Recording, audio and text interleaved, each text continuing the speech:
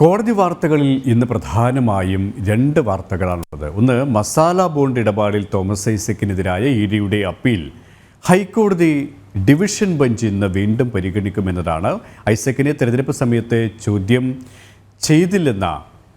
ചെയ്യേണ്ടതില്ലെന്ന single ബെഞ്ചിന്റെ ഇടക്കാല ഉത്തരവും ഇ ഡി സമൻസിനെതിരായ ഐസക്കിന്റെ ഹർജിയും റദ്ദാക്കണമെന്നാവശ്യപ്പെട്ടാണ് അപ്പീൽ നൽകിയിരിക്കുന്നത്.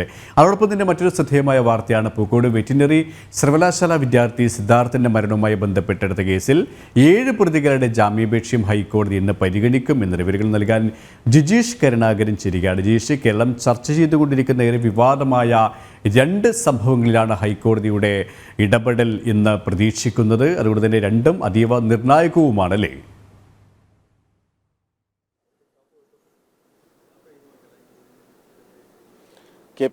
കെ പി സൂചിപ്പിച്ചതുപോലെ തന്നെ ഇന്ന് ഹൈക്കോടതിയിൽ വരുന്ന 2 കേസുകൾ അത് ഏറ്റവും സുപ്രധാനമാവും തന്നെയാണ്. കാരണം ഒന്ന്, നിയമപരമായ കേസ് എൻഫോഴ്സ്മെന്റ് ഡയറക്ടറേറ്റുമായി ബന്ധപ്പെട്ട് സംസ്ഥാനത്തെ ഒരു മുൻ മന്ത്രി തന്നെ ഡോക്ടർ തോമസ് ഐസക് തന്നെ ഇ ഡിക്കെതിരെ നടത്തുന്ന നിയമയുദ്ധങ്ങൾ, അവിടെ എൻഫോഴ്സ്മെന്റ് ഡയറക്ടറേറ്റിന്റെ മറുവാദങ്ങൾ ഉയർത്തി കോടതിയെ സമീപിക്കുന്നത്.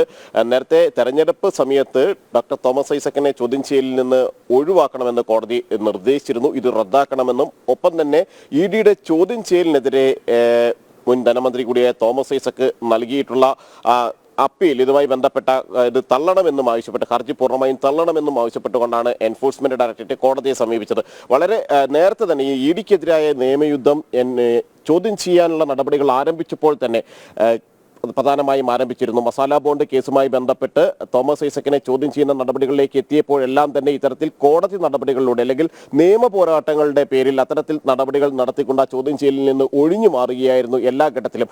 1.5 വർഷം മുമ്പ് ആണ് ഏറ്റവും ആദ്യം തോമസ് ഐസക് ഇത്തരത്തിൽ സമൻസിനെ ചോദ്യം ചെയ്തത്. പിന്നീട് കഴിഞ്ഞ ദിവസങ്ങളിലും കഴിഞ്ഞ ഏതാനും മാസങ്ങളിലും എല്ലാം പല ഘട്ടങ്ങളിൽ തോമസ് ഐസക്കിനെതിരെ എൻഫോഴ്സ്മെന്റ് ഡയറക്ടറേറ്റ് നോട്ടീസ് ലഭിച്ചു, സമൻസ് നൽകി.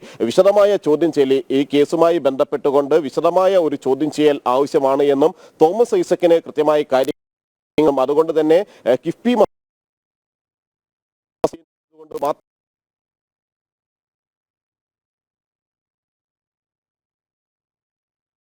മത്സരിക്കുന്നു, അതിന്റെ തിരക്കുകളുണ്ട്.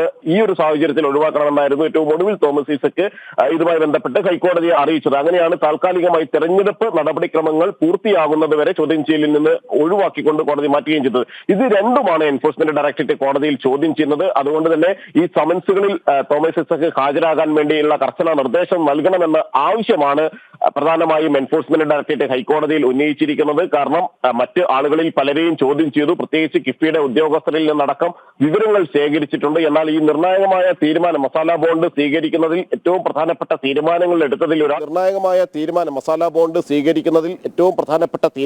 എടുത്തതിൽ ഒരാൾ അന്ന് ധനമന്ത്രിയായിരുന്ന തോമസ് ഐസക്കാണ്. അതുകൊണ്ട് തന്നെ തോമസ് ഐസക്കിനെ ചോദ്യം ചെയ്തു വേണം ഈ അന്വേഷണത്തിൽ മുന്നോട്ട് പോകണം എന്ന കാര്യം വ്യക്തമാക്കുകയും ചെയ്തിട്ടുണ്ട്. മാത്രമല്ല, ഐസക്കിന്റെ വിശദീകരണം ആവശ്യമാണ് എന്ന് മസാല ബോണ്ടിന്റെ ചില ഇടപാടുകളെ കുറിച്ചുള്ള വ്യക്തതയ്ക്കായി തോമസ് ഐസക്കിന്റെ ഒരു വിശദീകരണം ആവശ്യമാണ് എന്ന് സിംഗിൾ ബെഞ്ച് നേരത്തെ പല ഘട്ടങ്ങളിലും കോടതി ഈ കേസ് പരിഗണിക്കുന്ന ഘട്ടങ്ങളിലെല്ലാം തന്നെ ചോദിച്ചിരുന്ന ഒരു കാര്യം എന്ന് പറയുന്നത് സഹകരിക്കുന്നില്ല, തോമസ് ഐസക് ചോദ്യം ചെയ്യലുമായി സഹകരിക്കുകയാണ് വേണ്ടതെന്ന കാര്യം കോടതി തന്നെ പല ഘട്ടങ്ങളിലും ചൂണ്ടിക്കാണിച്ചിട്ടുമുണ്ട്.